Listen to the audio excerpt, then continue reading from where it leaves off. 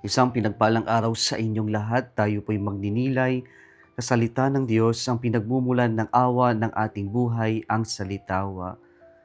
Narinig po natin sa ating ebanghelyo ngayon na nagalit ang mga tao sa ating Panginoong Hesukristo. Pagkaraan niyang ipaliwanag, ipakilala ang kanyang sarili na siya ay Diyos sa paggamit ng salitang I am, referring to the Old Testament name that Yahweh gave to Moses at the burning bush. At dito, galit na galit sila at ang kaparusahan sa ginawa ni Jesus ay na blaspheming, ay pagbabato. At ayon sa ating ebanghelyo ngayon, nang sila ay kumuha ng bato, si Jesus ay nawala. Jesus hid and went out of the temple. Parang nagtago, kumbaga, ang Panginoon, pero nawala ang ating Panginoon sa kanilang paningin.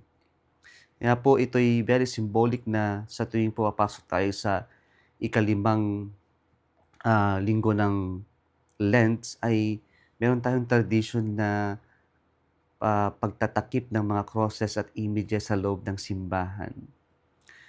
In a very symbolic way, we are referring to that absence of God because of our unrepented sins, because of our disbelief, and most importantly, because of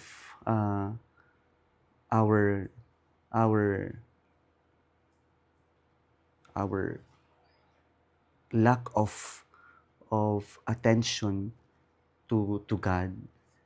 And so itong symbolic na pagtatakip o pagkawala ng Panginoon ay simbolo din ng mga pagkakataon that we ignore the presence of God in our lives. At ito'y pupunta sa mga pagkakataon na we have taken for granted also the presence of other people in our lives.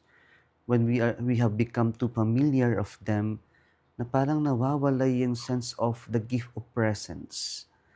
Kaya napakahalaga, mga kapatid, na matutunan natin muli ito, yung kahalagahan ng pagiging regalo nating sa ibang tao. At higit sa lahat, yung muli nating sariwain yung maging aware tayo sa presensya ng Panginoon, not only in good times, but in our crosses in life.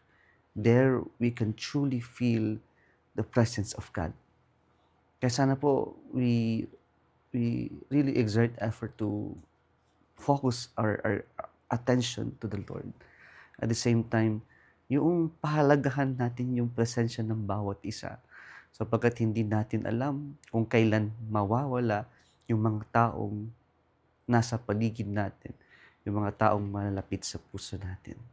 Let us not waste time in unforgiving, in our grudges, in our